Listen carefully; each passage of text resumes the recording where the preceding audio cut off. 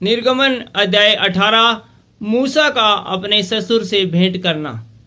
जब मूसा के ससुर मिद्यान के याजक येत्रो ने सुना कि परमेश्वर ने मूसा और अपनी प्रजा इजराइल के लिए क्या क्या किया, अर्थात यह है कि किस रीति से यहोवा इजराइलियों को मिस्र से निकाल ले आया, तब मूसा का ससुर येत्रो मूसा की पत्नी शिपोरा को, जो पहले नेहर भेज दी गई थी, और उसके दोनों बेटों को भी ले आया। इसमें से एक का नाम मूसा ने यह कहकर गर्शोम रखा था, मैं अन्य देश में परदेशी हुआ, और दूसरे का नाम उसने यह कहकर एलीएजर रखा था, मेरे पिता परमेश्वर ने मेरा सहायक होकर मुझे फिरौन की तलवार से बचाया। मूसा की पत्नी और पुत्रों को उसका ससुर येत्रो संग लिए हुए मूसा के पास जंगल के उस स्थान में आया जहां परमेश्वर के पर्वत के पास उसका डेरा पड़ा था, और आकर उसने मूसा के पास यह कहला भेजा, मैं तेरा ससुर येत्रो हूँ और दोनों बेटों समेत तेरी पत्नी को तेरे पास ले आया हूँ। तब मूसा अपने ससुर से भेंट करने के लिए निकला और उसको दंडवत करके चूमा। वे परस्पर कुशल सेम पूछते हुए डेरे पर आ गए। वहाँ मूसा ने अपने ससुर से वर्णन किया कि यहोवा ने इजराइलियों के निमित्त फिरौन और मिस्रियों से क्या क्या किया, और इजराइलियों ने मार्ग में क्या क्या कष्ट उठाया, फिर यहोवा उन्हें कैसे कैसे छुड़ाता आया है।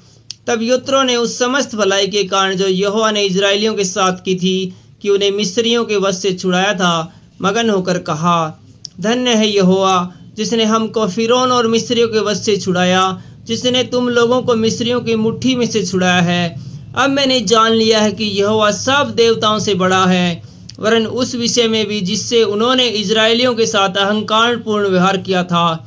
तब मूसा के ससुर येत्रो ने परमेश्वर के लिए होम बलि और मेल बलि चढ़ाए, और हारून इजराइलियों के सब पुरनियों समेत मूसा के ससुर येत्रो के संग परमेश्वर के आगे भोजन करने को आया। प्रधानों की नियुक्ति।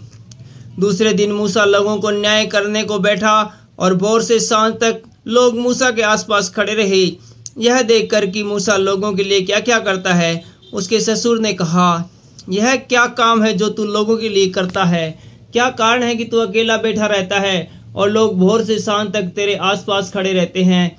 मूसा ने अपने ससुर से कहा, इसका कारण यह है कि लोग मेरे पास परमेश्वर से पूछने आते हैं। जब जब उसका कोई मुकदमा होता है तब तब वे मेरे पास आते हैं, और मैं उनके बीच न्याय करता और परमेश्वर की विधि और व्यवस्था उन्हें समझाता हूँ। मूसा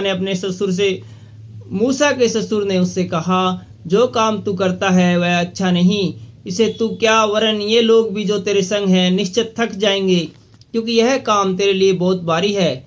तू इसे अकेला नहीं कर सकता, इसलिए अब मेरी सुन ले, मैं तुझको सम्मति देता हूँ, और परमेश्वर तेरे संग रहे। तू इन लोगों के लिए परमेश्वर के सम्मुख जाया कर, और इनके मुकदमों को परमेश्वर के पास तू पहुंचा दिया कर।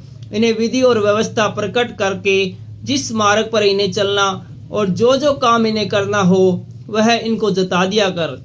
फिर तू इन सब लोगों में से ऐसे पुरुषों को छांट ले जो गुणी और परमेश्वर का भय मानने वाले, सच्चे और अन्याय से घृणा करने वाले, और उनको 1000-1000, 100-100, 50-50 और 10-10 मनुष्य पर प्रधान नियुक्त कर दे, और वे सब समय इन लोगों का न्याय किया करें, और सब बड़े बड़े मुकदमों को तो तेरे पास ले आया करे, और छोटे छोटे मुकदमों का न्याय आप ही किया करे।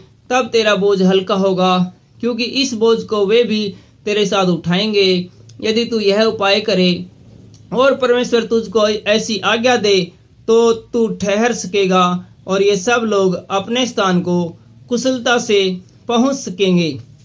अपने ससुर की यह बात मानकर मूसा ने उनके सब वचनों के अनुसार किया। अतः उसने सब इजराइलियों में से गुणी मनुष्य को चुनकर 1000-1000, 100-100, 50-50, 10-10 लोगों के ऊपर प्रधान ठहराया, और वे सब लोगों का न्याय करने लगे। जो मुकदमा कठिन होता उसे वे मूसा के पास ले आते थे, और सब छोटे मुकदमा का न्याय वे आप भी किया करते थे। तब मूसा ने अपने ससुर को विदा किया, और उसने अपने देश का मार्ग लिया। Thank you.